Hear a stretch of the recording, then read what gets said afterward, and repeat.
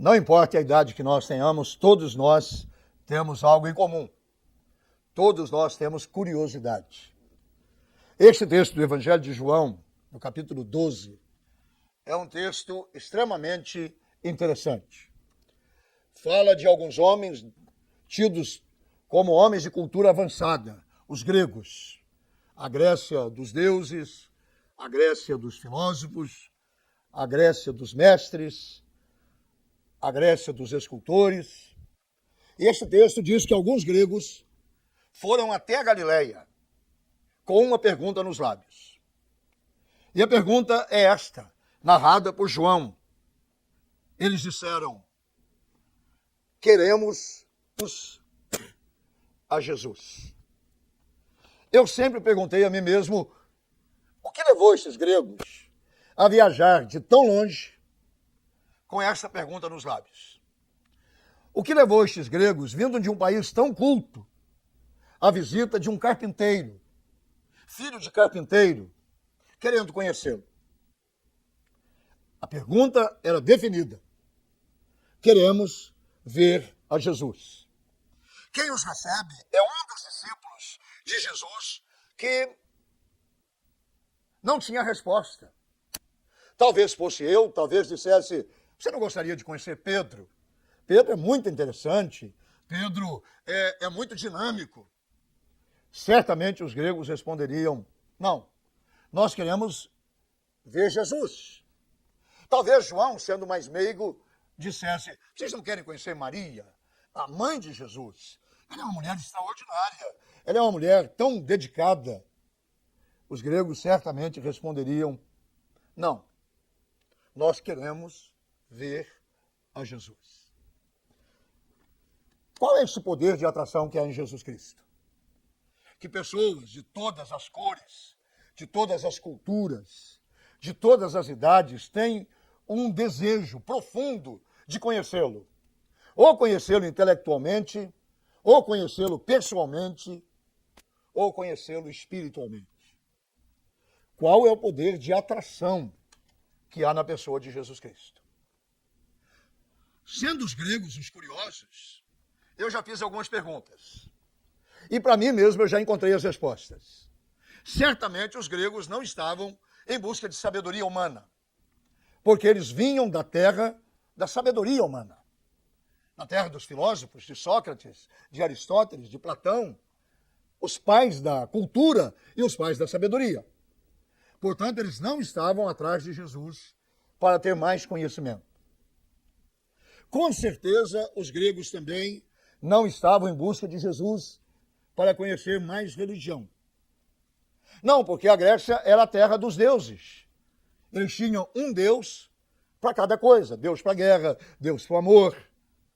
Tinham até um Deus desconhecido. Também não estavam atrás de mais conhecimento. Porque o conhecimento mais profundo da época não estava na Galileia. Estava na Grécia. A minha pergunta continua. Qual o motivo destes homens vindos de um país tão culto, tão profundo, atrás de um carpinteiro? Senhores, nós queremos ver a Jesus. Os anos passaram, já estamos no século XXI, e estes fatos se deram no século I, no início do século I. E ainda hoje pessoas de todas as cores, de todos os credos, de todas as culturas, depois de terem batido em todas as portas, acabam chegando na única porta em que encontram a resposta. E dizem: nós queremos ver a Jesus. Qual é esse poder de atração de Jesus? Eu diria rapidamente que há algumas coisas que só em Jesus existe e que só em Jesus nós encontramos. Por exemplo, ninguém nasceu como Jesus nasceu.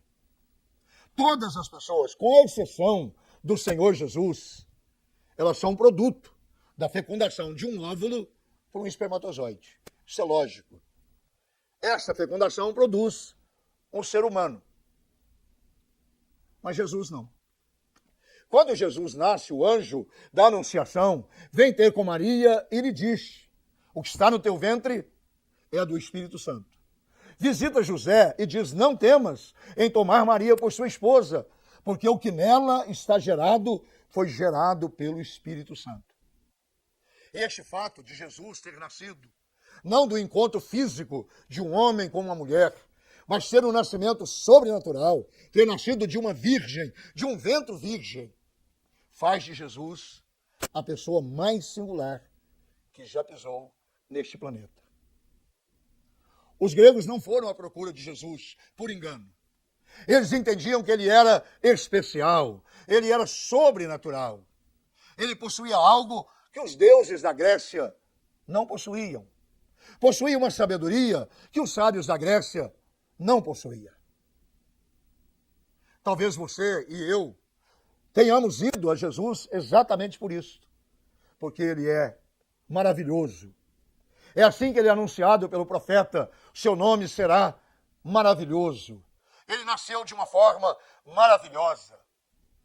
Mas também Jesus viveu de uma forma maravilhosa.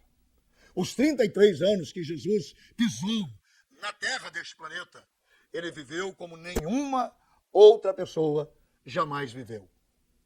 Ele nunca pecou. Ele nunca falhou. Ele nasceu sem pecado, viveu sem pecado, morreu sem pecado.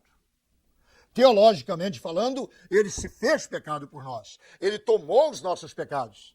Mas como ato de escolha, definindo o pecado, teologicamente falando, que pecado é a transgressão voluntária de uma lei conhecida, que pecado é errar o alvo, que pecado é um desvio do perfeito plano de Deus, isso jamais Jesus fez.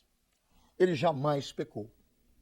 Por isso os gregos vieram de tão longe e definiram o desejo deles. Nós queremos conhecer este homem que nasceu de uma forma sobrenatural e que viveu de uma forma sobrenatural.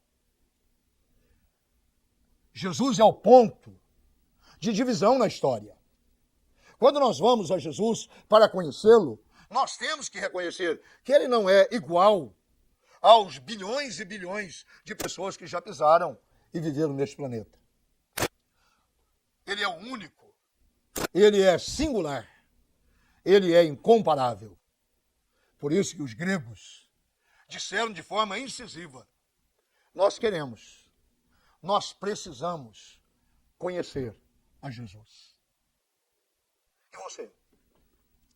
Você que tem batido em tantas portas, você que tem corrido atrás de tantas religiões, você que tem procurado tantos caminhos, você também não gostaria de conhecer a Jesus?